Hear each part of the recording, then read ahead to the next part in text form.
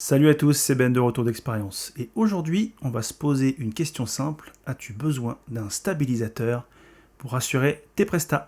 C'est parti.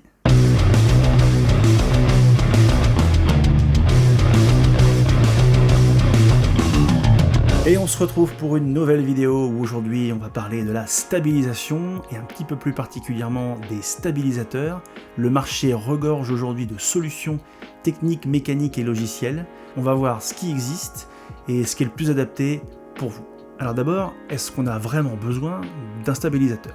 Alors oui, un stabilisateur c'est plus que nécessaire aujourd'hui. Les clients, les mariés, sont à la recherche de plans fluides, de plans smooth, de plans lisses, des travelling, des choses qui sont particulièrement propres, qui leur évoquent le monde du cinéma, et l'univers shaky cam à la Expandables leur plaira moins que l'univers ultra doux de Gravity avec ses plans ultra fluides, au sens grand spectacle du terme. Alors non, t'as pas forcément besoin d'un stabilisateur. Aujourd'hui, avec un boîtier un tout petit peu stabilisé, ou une optique un petit peu stabilisée, tu peux obtenir des plans super cool, qui sont à la fois fluides mais en même temps pas complètement lisses. Ça permet de donner une patte à ton style, et ça donne un style un petit peu plus organique à tes images. Et du coup, on parle de stabilisation et de stabilisateur, mais on parle de quoi? Alors il existe trois grands types de stabilisation, la numérique, la mécanique et la électronique. La numérique, elle passe par logiciel. Moi, je suis sur Adobe Premiere Pro et il m'arrive régulièrement d'utiliser l'option stabilisation de déformation. Alors, ça fait pas de miracle, c'est à utiliser à minima. Ça permet de lisser certaines images. Ça permet de rendre certains mouvements un petit peu plus doux et un petit peu plus fluides. Le problème, c'est quand on en abuse ou quand on met le curseur un peu trop loin, on obtient des espèces de déformations complètement bizarres qui donnent l'impression qu'on entre dans la 4e dimension. À utiliser donc avec parcimonie, d'autant que pour stabiliser, votre logiciel va cropper un peu dans votre image, il va donc réduire un petit peu votre cadre et zoomer dedans. La stabilisation mécanique. Alors là, on est sur le mode de stabilisation le plus ancien. Il existe plein de méthodes pour stabiliser mécaniquement ces plans, la plus connue étant le Steadicam. Le Steadicam, c'est un système de contrepoids sur lequel est posée votre caméra, et ce système de contrepoids fait que vos plans sont systématiquement compensés. Alors aujourd'hui, il y a des Steadicam très simples, il y a des Steadicam beaucoup plus techniques avec des bras articulés, des contrepoids, des ressorts, des armatures. Alors attention, Steadicammer, c'est un métier à part entière. Dans le monde du cinéma, il y a des gens qui sont dédiés à ça, les Steadicammers, qui ont leur propre équipement, souvent c'est du matos qui coûte très très cher, et je vous invite à aller voir sur YouTube et taper Steadicammer, vous allez voir que c'est impressionnant. Quelqu'un qui porte sur son bras articulé une caméra et qui monte un escalier, la caméra elle reste parfaitement droite. Le mec peut sauter à côté, c'est assez extraordinaire. Avantage du stabilisateur mécanique. Le stabilisateur mécanique vous permet de faire des mouvements fluides et ultra doux, et tout ça sans batterie. Inconvénient du stabilisateur mécanique.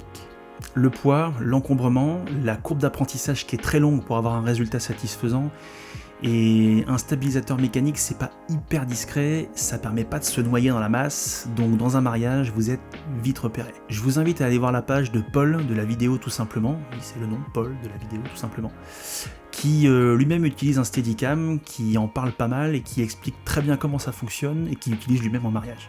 Enfin, les stabilisateurs électroniques qu'on appelle couramment les gimbals. Alors c'est quoi un gimbal ?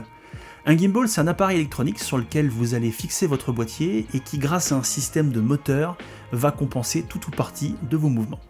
Alors le gimbal, c'est pas magique, Il y a une courbe d'apprentissage qui est un petit peu longue, il suffit pas juste de poser son appareil dessus et de marcher et paf, ça fait des chocs à pic. ça marche. Non, il y a toute une méthode, il y a tout un équilibrage à apprendre à faire pour être efficace et rapide et pour avoir des plans de qualité. Et surtout, il y a toute une technique de déplacement, la méthode du pas ninja, qu'il va falloir apprendre pour réaliser des plans parfaits. Ce type de stabilisateur peut représenter un coût important, puisqu'en fonction du poids de votre setup, de tout l'équipement que vous mettez dessus, il vous faudra un stabilisateur électronique plus ou moins puissant, plus ou moins fiable. Avantage du stabilisateur électronique. Le stabilisateur électronique permet une utilisation assez rapide. Une fois que vous avez équilibré votre appareil, vous pouvez vous en servir partout, tout le temps. Aujourd'hui, on fait des modèles qui sont super petits, le Ronin SC, le Zion Weebill. Il y a certes une courbe d'apprentissage, mais qui est beaucoup moins longue qu'avec un stabilisateur mécanique. Il permet d'être facilement accessoirisé avec écran de retour, follow focus, micro, et associé à un monopode par exemple, il permet d'obtenir des plans qu'un stabilisateur mécanique ne pourra jamais avoir. Alors finalement, est-ce qu'il vous faut vraiment un stabilisateur? Sachant qu'aujourd'hui, la majorité des boîtiers pro sont équipés d'un IBIS, c'est-à-dire une stabilisation en interne du capteur, qui permet quand même de faire des images plutôt cool dès le départ. Pour peu que vous fassiez un petit peu de montage, et théoriquement c'est pour ça que vous êtes là, il y a les aides logicielles, la stabilisation de déformation sur Premiere Pro, et il y a des équivalents sur DaVinci Resolve ou Final Cut Pro. Alors après, il reste la stabilisation électronique ou mécanique. Et ça, c'est vraiment une question de feeling. Moi, la stabilisation mécanique ne me correspond pas, pour une question de discrétion notamment. J'aime bien me faufiler, alors même si avec un gimbal, on n'est pas non plus le plus discret du monde, mais avec un Steadicam, c'est quand même autre chose. Il y a également la question du coût. Aujourd'hui, tous les stabilisateurs ne se valent pas, et en fonction de votre config et du poids que vous désirez embarquer, ça peut vous coûter un bon billet si vous passez sur un gimbal. Moi j'ai un Ronin S dont je suis extrêmement satisfait, qui a l'avantage d'être extrêmement stable, hyper robuste, avec une durée de vie hyper longue.